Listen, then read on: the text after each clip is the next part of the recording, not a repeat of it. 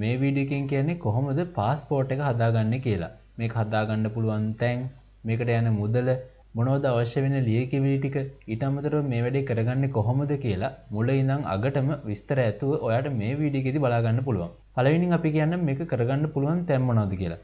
ආගමන විගමන දෙපාර්තමේන්තුවේ head office එක බත්තර මුල්ලේ. ඊට අමතරව තියෙනවා නුවර, මාතර, වවුනියාව, කුරුණෑගල සහ යාපනය කියන තැන්වල ඒ වගේ තියෙනවා પાස්පෝර්ට් ඔෆිස්. ඒවා කොහෙද තියෙන්නේ කියලා ඔයාලට මැප් එකෙන් හරි බලාගෙන ඒ තැන් වලට ගිහිල්ලා කරගන්නත් පුළුවන්.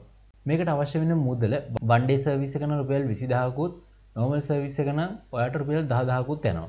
මොනවද අවශ්‍ය වෙන ඩොකියුමන්ට්ස් කියලා බැලුවොත් එහෙම ඔයාලට පරණ પાස්පෝර්ට් එකක් තියෙනවා නම් ඒක සහ ඒකේ ෆොටෝකොපි එකක් ඕන වෙනවා. ඊට පස්සේ අනුමත ස්ටුඩියෝ එකකින් ගත්ත ෆොටෝ කොලය.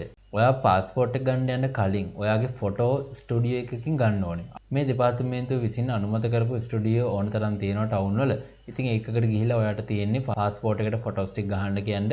එතකොට ඒගොල්ලෝ પાස්පෝර්ට් ෆොටෝස් ටික ගහලා මෙන්න මේ විදිහේ ඔයාට කොලයක් දෙනවා. ඒ කොලේ ඔයා අනිවාර්යයෙන්ම තියාගන්න ඕනේ. මෙතනින් පස්සේ වැඩවලට ඔයාට ඒක ඕන වෙනවා. ඊට අමතරව ඉරිලා, නැවිලා, කඩතොළු වෙලා, මැකිලා නැති උපැන්න සහතිකයක් සහ එහි ෆොටෝකොපි එකක් ඕන වෙනවා. ඒක මාස 6ක් ඇතුළත ගත එකක් නම් හොඳයි. මේ විදිහට ප්‍රාදේශීය ලේකම් කාර්යාලය හරහා ගන්නෙ කොහොමද? එහෙම නැත්නම් ඔන්ලයින් ගෙන්න ගන්නේ කොහොමද කියලා මම වීඩියෝ එකක් දාලා තිනවා. ඒකෙන් ඔයාලට පුළුවන් ඔයාගේ උපැන්න සහතිකය ගන්න. ඊට පස්සේ සම්පූර්ණ කරලා ලද්දන ආයුධම් පත්‍රය අවශ්‍ය වෙනවා. ඔයා සම්පූර්ණයෙන් හරියට පුරවපු ආයුධම් පත්‍රය ගෙනියන්න. මම ඒක පුරවන්නේ කොහොමද කියලා වෙනම වීඩියෝ එකකින් දාලා තිනවා. මම ඒවා කාඩ්ස් දානම් ඔයාලට එකෙන් බලා ගන්න පුළුවන්. ඊට අමතරව පැහැදිලි ජාතික හැඳුනුම්පත හා එහි ෆොටෝකොපි එක ඕන වෙනවා. මේක කලස් ගන්නවා නම් හොඳයි. ඊට පස්සේ විවාහයෙන් පසුව හස්බන්ඩ්ගේ වාසගම දානවා නම් ප්‍රාදේශීය ලේකම් කාර්යාලයෙන් ගත්ත ඉරිලා, නැවිලා, කඩතොළු වෙලා, මැකිලා මුකුත් නැති පැහැදිලි විවාහ සහතිකය හා එහි ෆොටෝකොපි එකකුත් ඕන වෙනවා. ඊට අමතරව ජොබ් එකක්, এডুকেෂන් සම්බන්ධ මොනවා හරි දාලා ඒව සනාථ කරගන්න ඕන නම් ඒකට අවශ්‍ය වෙන ලියකියවිලි හා අධ්‍යාපන සහතික අවශ්‍ය වෙනවා. මෙන්න මේ ඩොකියුමන්ට්ස් ටික තමයි ඔයාලට પાස්පෝර්ට් ගන්න අවශ්‍ය වෙන්නේ. ඊට පස්සේ මම ඔයාලට කියන්නම් තවත් වැදගත් කරුණු ටිකක් මේ ළඟදි પાස්පෝර්ට් ගත්ත අය කියපු. ඒවත් ඔයාලට වැදගත් වෙයි මේ වැඩේ කරගන්නේ කොහොමද කියන එක තේරුම් ගන්න. પાස්පෝර්ට් ඔෆිස් එකට ගිහිල්ලත් ඒ අවට අනිවාර්යයෙන්ම තියෙන ෆොටෝස් ගන්න තැන්. එතකොට මේ ෆොටෝ එක ගන්නයි එතනින්ම ෆෝම් එක ෆිල් කරලා ගන්නත් පුළුවන් ඔයාලට. ඊට පස්සෙත් ඔයාලට පොලිමට එකතු වෙන්න පුළුවන්. ඊට පස්සේ තමයි ගොඩාක් තැන් වල ටෝකන් එක දෙන්නේ. මේ ෆොටෝ කොලේට තමයි ගොඩක් බ්‍රාන්ච් වල උදේ පොලිමේදී ටෝකන් දෙන්න පටන් ගන්නවා කියලා කියන්නේ. සමහරු ගිහින් තියෙනවා උදේ 8ට. එතකොට ටෝකන් එක හම්බෙලා තියෙනවා උදේ 9:00 විතර. ඊට පස්සේ ෆින්ගර්ප්‍රින්ට් එක 2:30 විතර දීලා પાස්පෝර්ට් එක 5ට විතර හම්බෙච්ච කට්ටියක් ඉන්නවා. කොහොමවත් උදේම යන එක තමයි ගොඩාක්ම හොඳ. ඒ කියන්නේ උදේ 5-6 අතර වෙලාවදී ඔයාලට ගියා නම් හොඳයි. ඒ ඔයාගේ පැත්තේ ඔයා යන්න හිතාගෙන ඉන්න પાස්පෝර්ට් ඔෆිස් එකේ මේ වෙනකොට තියෙන පෝලිං තත්ත්වය සහ මේ දවස්වල තියෙන පෝලිං තත්ත්වය ගැන හිතලා ඒ අවශ්‍ය වෙලාව තීරණය කරගන්න වෙනවා ඔයාට යන්න කලින්.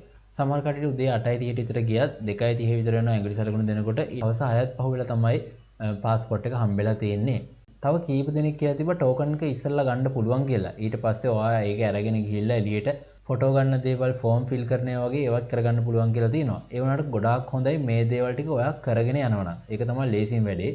සමහර ඔෆිස් වල 10 විතර වගේ වෙනකොට පොලිමක් ඇත්තෙම නැහැ කියලා දාලා තියෙනවා. දැන් අපොයින්ට්මන්ට් දාන්න අවශ්‍ය වෙන්නේ නැහැ. සමහර කට්ටිය අපොයින්ට්මන්ට් දාලත් ගියා කියලා දාලා තිබුණා. එතකොට අපොයින්ට්මන්ට් දාපු පොලිම වෙනම ගන්නවලු. ඊට පස්සේ පැත්තකින් ඉඳ ගන්න කියලා ඒ කට්ටියටත් ටෝකන් දෙන්න පටන් ගන්නවා. ඉතින් මේ විදිහට කීප දෙනෙක් තමයි දාලා තිබුණේ.